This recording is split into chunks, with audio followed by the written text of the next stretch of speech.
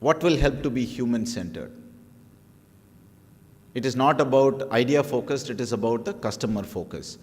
We work with a lot of startups and especially young entrepreneurs where they fall in love with the product and they miss the customers. Right? And unfortunately, they end up realizing a little late in the cycle. And what will help is observing patterns around your customer's environment. Right? And I'll give you a quick example of what this is. I think it was 70s or early 80s, I don't know. When Gillette entered India, anybody knows? Some of you would have bumped into this case study. When Gillette, they were a miserable failure. Do you know why? Simple, they designed, somebody came and said, a lot of people in India love to keep their faces clean shaven. There is a huge market, let's go. Obviously, market research, data, everything was done. They designed blade to suit our conditions, right? Our environment to how the Indians' hair density and things like that. And then suddenly somebody was smart enough to say, let's test it with Indians in US and Canada. Why go all the way to India to test it? So we'll pick 1,000 plus Indians in US and Canada, test it. They did, launched, miserable failure. Then they asked few hundreds of their researchers and said, go observe what is happening. They literally observed people shaving. Those days shaving was an episode. I mean, I've seen my dad and granddad sit in front of a small mirror, a towel, the 7 o'clock blade. And then they realized there is a cup of water on the side, not a running tap. That's a blind spot that Gillette missed. And the other one is joint family, right? Family of 15 with one room to take care of all your morning rituals. So the male always end up hitting the restrooms earlier than rest of them. So you may end up shaving in the dark as well. So these are the patterns that they missed. They had to go back, redesign, and that's how Gillette is now where it is in India, after having observed the patterns. The next one is understand the persona, right, of your target customers. So if you go back to the first example that I gave in terms of how people use the water, that was fitting to the persona of the user, right? What does the user want? The success of iPhone itself was dates back to what Steve Jobs studied about the persona of the users. His initial target was, how do I reach this to people who travel a lot? Tourists. Because they used to carry a Walkman, a digital camera, a phone, an organizer, phone book, and whatnot, an address book and whatnot, right? The third one is the user journey, something that Harish also touched upon. What is the journey that your user takes? Right? For example, entering this hotel, I had another event, I finished that I was coming in, and I read the board and I was looking around. There were 4 people standing there. They knew I'm coming for some event. They could have told me, okay, which event are you looking for? This is this way. Right? So they missed that journey that a person would go in, walking in, and what is the journey that the person will have to take. Basically, journey of the user of your products. Right? What journey that would the customer go through? Okay, talking about mindset, I'll quickly take you through the elements that we have come up with. This is more contextual to the Indian environment. Of course, a lot of credit goes to the Stanfords and IDEOs who have started design thinking as a problem-solving approach. But one of the early learnings we had a few years ago was that that approach as is will not fit into an Indian environment. So these are things that we have come up with. Drivers of design, skill, definitely needed. Expertise. Expertise is about detailing. The level of detailing a 3-star hotel would do versus a level of detailing a Leela Palace would do for the same thing. Till date, there are people who wouldn't mind spending more money and still go to Leela Palace than to a 3-star hotel. It's the same thing, it's the same hotel, same type of food, but the level of detail that they work through. That's expertise. You have 5,000 cardiologists, something goes wrong with the mom or dad or grandparents, we say go to that cardiologist. He's the expert. Perspective, right? Perspective is taking yourself above the situation and really seeing what's going on in the customer place, which is when we have experienced new ideas come in. Right? We hear a lot of things, right? Don't be stuck with the tree, look at the forest and whatnot. It's something similar. That's when you generate ideas. So if you really look at Amazon, what Jeff Bezos did was not a very, at that time it looked really a breakthrough. But what he did was, I had the opportunity to be in the US for a few years. About 12 years at that. So I had been a very early customer of Amazon. At that time, they sold only books. And what all he did was, there was a mail order catalog as a big sales thing in the US that reaches your home. You look at that, you love a cutlery, you write a check, send it, they ship it, you don't like it, and returning is a nightmare. Right? And then e-commerce was there. What he did was put them together. Those are the two different things that he connected, and today we know Amazon has created history. Rest is history for us now. And finally, alignment to what is the problem of the customer that you are solving. It is not about your idea.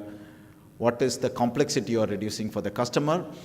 And the next one is the frictional forces I talked about earlier, I mentioned, which is doubt, conflict in the minds of people, right? Anger mixed with authority, it's a recipe for disaster. Conflict is difference of opinion. In your teams, let's say you are sitting and brainstorming, there are places you would have experienced how the real brainstorming happens, right? And what reality is. Somebody comes and gives ideas and say, this is brainstorming, let's get going. You may never know, there might be somebody who might have a difference of opinion, difference of a perspective. But how well you actually allow that difference of perspective to come up. Fear of failure. Ego, not in the philosophical connotation, but ego as in I know it all. I know it all about the customers. Right? And I saw many hands go up when Harish asked, how many of you have insights about your customer? Right? Which is great. But I would like you to go back and reflect for yourself how much of those insights are based on pure data that you culled out from Google G and not observing patterns or the persona of your customers. Right? Because the persona of the customers will give you different things. The Google will give you the data. Actually observing the customers will give you stories and feelings and experiences. And finally, the third one is about how vulnerable you want to be. Right? It's about moving from your comfort zone. There was a mention about Nokia. Nokia never moved out of their comfort zone. They never wanted to expose themselves to vulnerability. In fact, we know the history-making comments made by the Nokia official when Android was talked about in a press conference, right? Which I don't want to repeat here. Anybody, you take Kodak. What happened to them? You take Walmart. For the amount of reach and the network that Walmart had, they could have been the Amazon and didn't need a Jeff Bezos to come and take over everything that we know in retail existed. Next is appreciation. The last one is limiting beliefs. Right? We relate this to several things in our lives.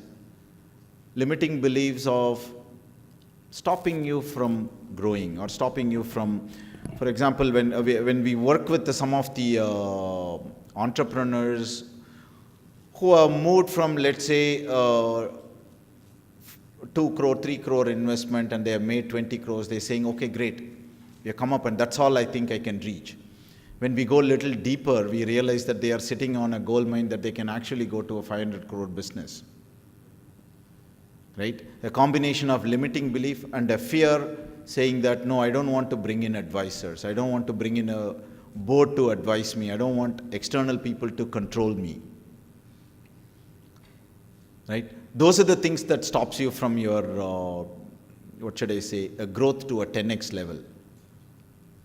And this is a place where I work, and this is a design center that we had put together about 5 years ago. At that time, even now, it is the world's first for applying design thinking for product design, right?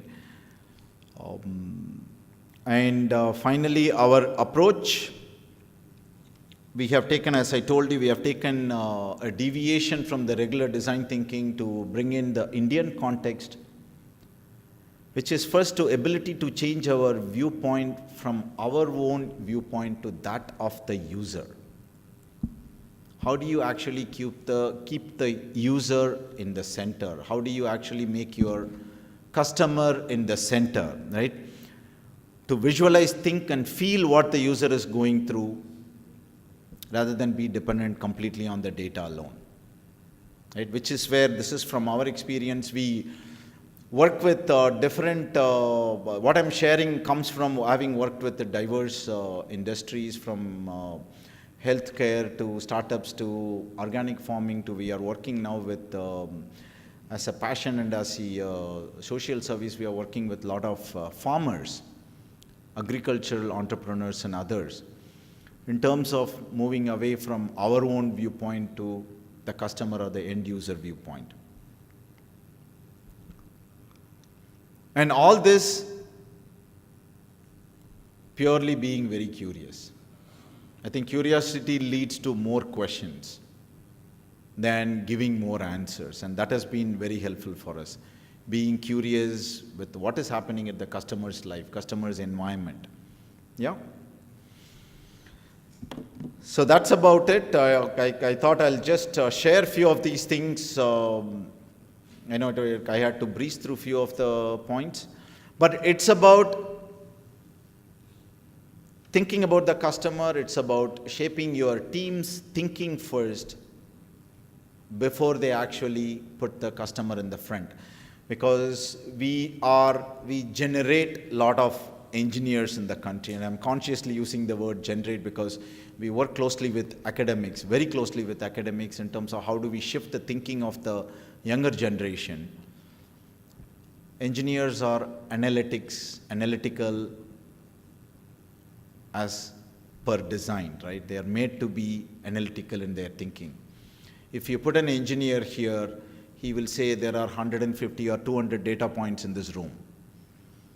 If you put a design thinker, the design thinker will say there are 150 human beings with a different persona in this room.